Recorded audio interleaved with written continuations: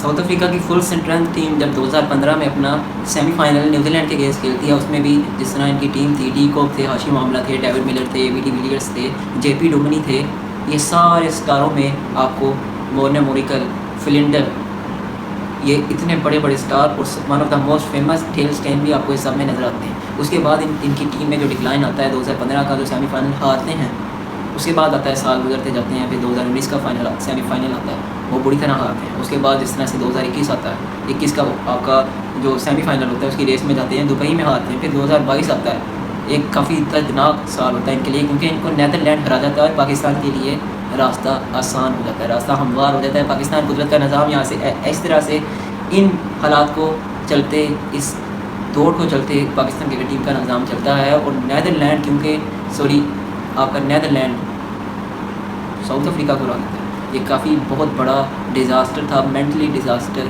South Africa के लिए। 2023 आता है, वनडे वर्ल्ड कप होता है इंडिया में, फिर ऑस्ट्रेलिया और इंडिया को थ्रू कर देते हैं। साल 2024 फाइनल में पहुंचती है, फाइनल में पहुंचती है साउथ अफ्रीका। 30 में 35 स्कोर चाहिए होता है। अभी हेनरिच क्लासन और डेविड मिलर आपके क्रीज पे खड़े होते हैं, और ये काफ़ी आसान हदफ रह चुका था, क्योंकि ये दो फाइटर प्लेयर जो आपको नज़र आते हैं इस सिचुएशन में कि ये फिनिश करके आएंगे। जो इनको टास्क दिया गया है डगआउट से, वो अपने ऊपर लेते हुए एक पेंडिंग इनिंग को फिनिश करके आएंगे और वर्ल्ड कप हमारा होगा। मगर ये भी ख्वाब चिकनाचूर हो जाता है और फुली मेंटली डिज़ास्टर अगेन।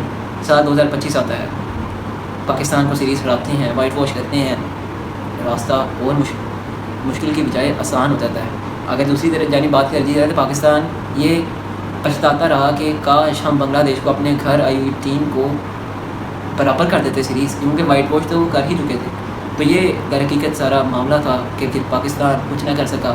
वही पाकिस्तान की जो जितनी भी सारी पॉलिटिक्स होती है इसके अंदर, वही आपको देखने को मिली। प्रशांत मसूद की वजह से मलबा डाल दिया गया। फिर उनके खुद अपने जो फ्लॉज हैं कैप्टनसी में, फील्ड रिप्लेसमेंट के, वो आपको इस सब में देखने को मिलते हैं। फिर जिस तरह से बवुमा की कैप्टनसी आपको देखने को मिलती है। साल 2025 आया, कोर्ट थ्रू कर दिया आपके फाइनल में। साउथ अफ्रीका की टीम मैनेजमेंट खुश, साउथ अफ्रीका के क्रिकेट फैंस खुश, मगर जब हरीफ देखा, मुकाबिल देखा ऑस्ट्रेलिया, फिर जब उनका स्क्वाड पड़ा, फुल स्ट्रेंथ स्क्वाड। अभी तो वो वेस्टर्न भी आ चुके हैं, जिन्होंने सैम कॉन्स्टेंस, जिन्होंने अभी ऑस्ट्रेलिया में इंडिया के खिलाफ बॉर्डर गावस्कर सीरीज़ में कितना अच्छा इम्पैक्ट देखने को मिला। अब साउथ अफ्रीका वाले भी हैरान, अब क्या करें। लेकिन उसी माइंडसेट के साथ टाइम बूमा डटे रहती है। मगर जितने भी मीडियाज़ और एक्सट्रीटर्स और एक्स सुपरस्टार्स होते हैं, कमेंटेटर्स होते हैं, सबका वोट ऑस्ट्रेलिया की तरफ से, क्योंकि ऑस्ट्रेलिया की बॉलिंग लाइनअप देखें तो Mitchell Starc, Josh Hazlewood, PAT Cummins खुद कप्तान लीड करते हुए टीम को दिख रहे थे। मगर एक साइड पर रबाडा नदीदी, लुंगी नदीदी, और उसके बाद आपका मार्को जैनसन। बेडिंगम भी बाद में बॉल कर लेता, लेकिन उनकी टीम पर नज़रें जो लोगों की थी और एक्सपेक्टर्स की, वो इतनी ज़्यादा एक्सपेक्टेशन नज़र नहीं आ रही थी। चोकर्स का टैग अभी सिखरे में था, गले में था। टाइम बूमा अपनी कैप्टनसी में कामयाब चल रहे थे।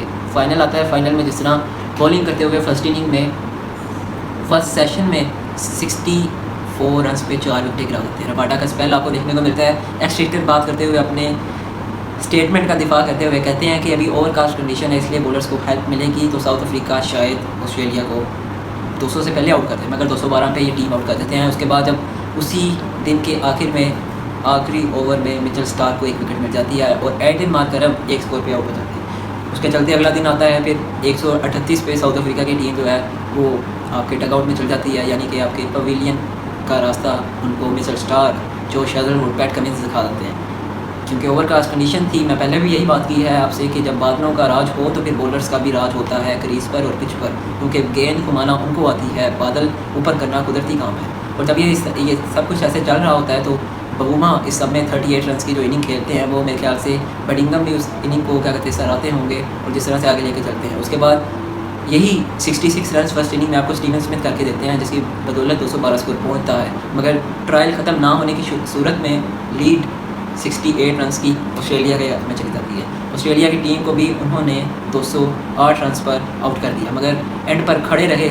मिचेल स्टार्क 58 रन की इनिंग एज अ बैट्समैन खेल रहे थे, और जिस तरह की इनिंग उनकी देखने को मिली वहाँ पर फिर लुंगी नदीदी ने सेकंड इनिंग में जिस तरह से अपना किरदार दिखाया, अपना करैक्टर ऑन किया, फिर साउथ अफ्रीका को 282 रन का इजाफा मिलता है। 282 रन का हदफ आइडन मार्करम पे एक इनिंग पेंडिंग थी फाइनल की, जिस तरह एक स्कोर पर उन्होंने मिचेल स्टार्क ने उनको बोल्ड किया और वो पेंडिंग थी, और उसी तरह 135 स्कोर करके फाइनल उन्होंने अपने नाम किया। और जिस तरह से कैप्टनसी आपको थ्रू आउट WTC साइकिल में नज़र आती है टेमा बमूमा की, उनकी तो क्या ही बात है। कितने भी एक्सलेक्टर उनको क्रिटिसाइज़ करते रहे, हाइट पे, फिजिक पे, उनके रन पे, सब खामोशी तारीफ हो गई। All media can praise now Temba Bavuma as a leader of the champions test championship 2025। जब भी अब साइकिल बनेगा, जब भी अब टीम बनेगी, टीम ऑफ द टूर्नामेंट बनेगा, team of the test championship 2025 बनेगी, हर प्लेयर का हर टीम से एक प्लेयर चुना जाएगा और टेमा बमूमा एज अ लीडर उस टीम में करैक्टर अपना ऑन करेंगे। टेमा बमूमा की कैप्टनसी जिस तरह टीम को लेकर चले हैं, सल्यूट। और एक एज अ लीडर उन्होंने अपने आप को प्रोड्यूस किया है, तो मेरे ख्याल से टेमा बमूमा ने दिल जीता है अपनी कौम का। उन्होंने करके दिखाया कि मैं ना किंग हूँ ना वर्ल्ड क्लास हूँ, मुझे तो बस कप्तानी करनी आती है, मुझे तो ये पता है कि कप्तानी कहते किसे हैं, मुझे तो बस लीडरशिप की डेफिनेशन आती है। और आपको फिर वो अपने जिस तरह से इनिंग खेलते हैं 60+ रन की, सबके ज़बानें उस टाइम बंद हो चुकी होती हैं और खामोशी तारी होती है। जितना भी आपका इंटरनेशनल मीडिया है, उनकी जो स्टेटमेंट्स हैं वो सब बंद हो चुकी होती हैं। और टेमा बमूमा अपने कैप्टनसी स्किल में और लीडरशिप क्वालिटीज़ में इतना आगे निकल जाते हैं कि वो अपनी टीम को फाइनल जितवा देते हैं। और जो इनसे एक्सपेक्टेशन नहीं थी लोगों को, आज वही उनकी तारीफ़ों के पुल बांध रहे हैं।